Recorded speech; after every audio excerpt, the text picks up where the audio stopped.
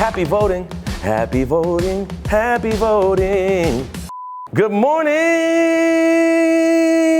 Minneapolis. Boy, do we got an episode for you today. It's election week in Minneapolis, and even though you may not live here, this is going to be the most epic roundup of candidates you've ever seen a morning show do. It's Minneapolis, the biggest city in Minnesota, one of the coldest major cities in the U.S. And by cold, it ain't just the temperature, mama. We're talking attitudes, too. Although Minnesota was named friendliest state in the U.S. recently, the question is, friendliest to who? Seeing Minnesota continually ranks the highest in the country in racial disparity regarding education, employment, and law enforcement, there's a certain demographic that benefits from the nice. And regardless of what they tell you, there's no amount of raisins in the potato salad that can fix it. So, to hopefully figure this city out, we bring you the 2023 Minneapolis City Council candidates. Ward 1, that's Northeast Minneapolis, home of the brewery, dive bar, bicycle artist warehouse, dog. Candidates running are Edwin Fruit for the Socialist Workers Party. Not pictured, no website, man of mystery. However, his competitor is the incumbent Elliot Payne. Very pictured, has a website, straight out of Milwaukee. That's MKE in case you didn't know, but if you know, then you know we at the Nomad on Brady Street watching the Arsenal game. Girl, stop playing. Elliot's father was a Black Panther. Elliot is also DFL endorsed. He outsheer. Ward 2. There's only one person running according to NPR, and that's the incumbent Robin Wansley, the first Black Democratic Socialist to be elected to the Minneapolis City Council. And according to Robin's website, Robin running it back. That's Ward 2, Cedar Riverside, Seward, U of M, holler at your boy in the West Bank with the crew of theater majors. Ward 3. That's Marcy Holmes, downtown East and North Loop, home of the condominium. New candidate to the fray is Marcus Wills, advocate for clean energy, spent years on the Minneapolis Neighborhood and Community Engagement Commission, and according to his website, he's an avid D&D player and anime lover. Roll for charisma, Marcus. Hopefully you roll high, because Marcus's campaign is up against a dragon. In Michael Rainville, the reigning defending city council incumbent, never seen Rainville without a tweed coat, so you know he's consistent, and he's DFL endorsed. Ward 4. North side of Minneapolis, first candidate, Angela Williams. Her website addresses snow removal, revitalizing the community in Ward 4, and facing egregious public safety issues. And then there's the incumbent, Latricia Vita. Moved to the north side when she was 12, straight out of Chicago. Worked with other elected officials to secure $5 million funding for North Commons and an additional $3 million for the 26th Avenue North Trail connection. Vita secures the bag, and she's running it back. And finally, her competitor in the race is Marvina Haynes, certified nurse assistant, small business owner, and frontliner when it comes to justice. Marvina has been fighting against a carceral system that has predated on Black men since its inception of privatized slave labor. Her brother was in prison in 2004 for a crime he says he never committed, and multiple organizations and lawyers have been working since then to support him in his effort to be a free man. Marvina has been there every step of the way. Ward 5, the north side again. He's back, and he's got more lawn signs than Antoine Melton Moe. It's Victor Martinez, pastor, entrepreneur, author. He's pro-cop, and he's not afraid to talk about it. Worked on the Minneapolis Neighborhood Revitalization Program and graduated from Patrick Henry High. You see orange, you're most likely looking at a Victor Martinez sign.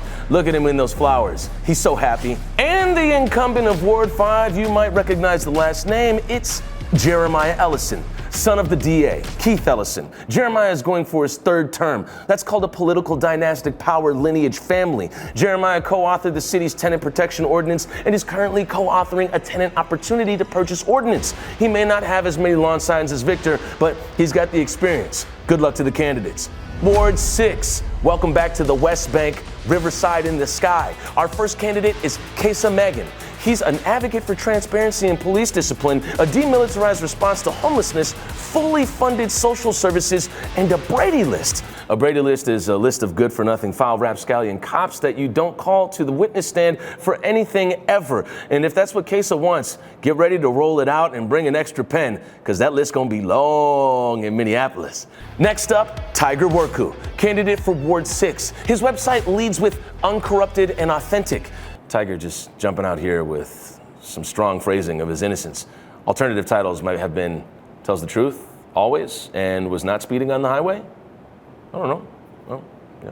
Aside from professing he's not guilty, Taggart co-authored the Green New Deal and has served as president of the Seward Neighborhood Group, where he's been a lifelong resident. And the incumbent, Jamal Osman, labor endorsed, Ilhan Omar endorsed, Keith Ellison endorsed, fights for stable rent, workers' rights, and safe, fully funded neighborhoods. Ward 7, that's Cedar Lake, aka the Money Lake. $1 million properties in a neighborhood with so much power they changed their street signs to say south instead of north so they could keep the property value high. Seriously, if you look out of Cup of Java at the Penn Avenue sign, it says south, even though you're literally on the north side. Why is that? That's a show for another time. Lisa Goodman be gone? There's gonna be a new council member in the land of Bryn Mawr. Could it be Katie Cashman? She's endorsed by former governor of Minnesota Mark Dayton and former Senator Ted Mondale. She founded a nonprofit, supports expanding hiring pathways to help the cops meet the minimum staffing numbers, and according to her website, takes her rescue dog Hazel on walks through the sculpture garden.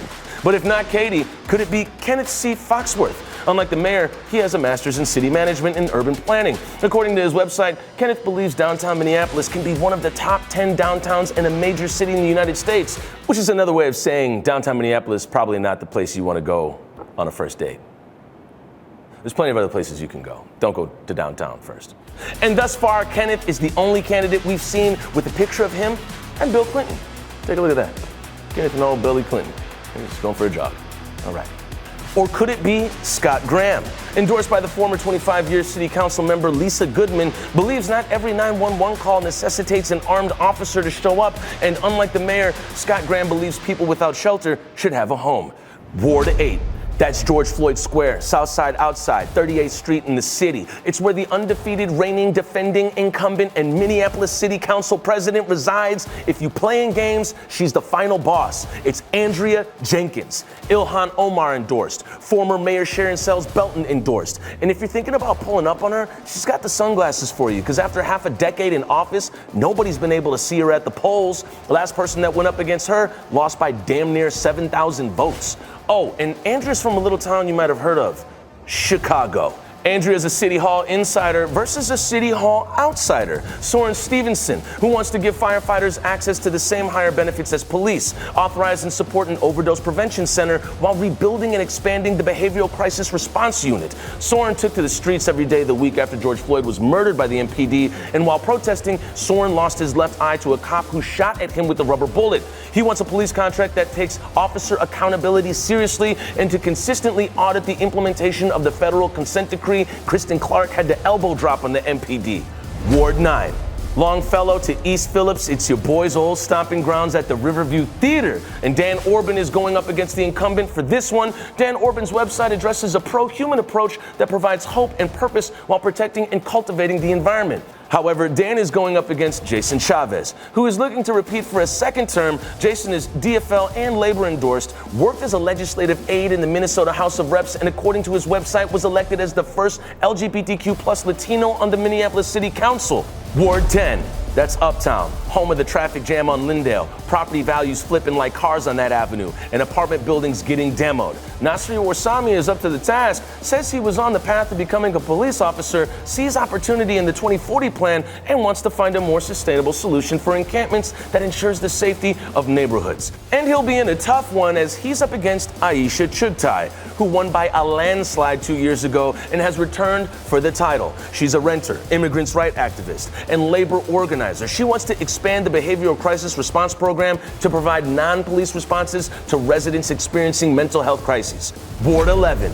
Big money in Tangletown while clutching the pearls on Diamond Lake. The property value here is booming. We only got one website from NPR on this, and that's the incumbent's Emily Koski. She wants to reform and rebuild law enforcement, expand alternatives to law enforcement, and unlike the mayor, she actually wants to approach the houselessness crisis with understanding to find a solution. Ward 12, Southside, Southside. Now that Andrew Johnson is retiring, there's some new energy looking to enter City Hall. First up, Nancy Ford. She's an 18-year resident in the ward and owns a small business. She believes housing is a fundamental human right, wants to incentivize new recruits for the police department, and wants to see small businesses thrive. Luther Ronheim, he says he wants to get back to the basics, says it's about getting potholes filled and roads maintained, ensuring that streets and alleys are plowed. Like Nancy, Luther wants to incentivize recruits to the police force. As if living in Lakeville and making the daily trip to the inner city to police those people and make $100K while yucking it up with Jacob Fry wasn't enough. Who knew?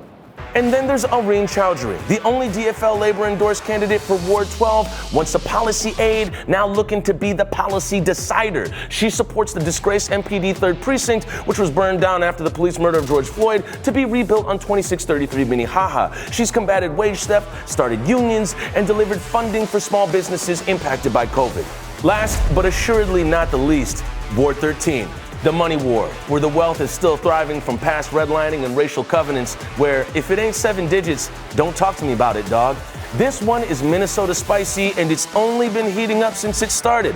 Lene Palmisano, the incumbent, voted to have the 3rd Precinct rebuilt in the same exact location it was burned down. She was the only city council member to vote for that. When protesters calling for clean air and to end pollution in East Phillips showed up to City Hall, she called them paid protesters. Lene not playing around. She's the sub-boss to Andrea Jenkins as the VP of City Council, and she's back for her 4th term. That's damn near a decade. Kate Mortensen, she wants to invest in youth, restore downtown, says she's a moderate Democrat. Yes, democracy and moderation. Moderate Democrat sounds like somebody who's an interpreter for Republicans. Look, I have some family members that are, let me talk to them. Everybody just stay here, okay? I'm gonna translate. And Kate wants to see a climate-ready 4-season plan for the roads in Minneapolis. And Zach Metzger. He's led campaigns, created laws, and organized community actions, worked as a legislative aide with major policy wins such as the Beyond Bullying Bill, which ensures schools are safe learning environments for every Minnesotan. If elected, he'd be the first city council member of color for Ward 13. And that'll do it for us today. Thank you so much for tuning in to Good Morning Minneapolis. I've been your host, Toussaint Morrison, and as Tyrone Koppel would say, it's all good. We hope that you can click the link below to support this show. Go to onsitepublicmedia.com to check out more stories from us. And hey, justice, then peace. See you in the next one.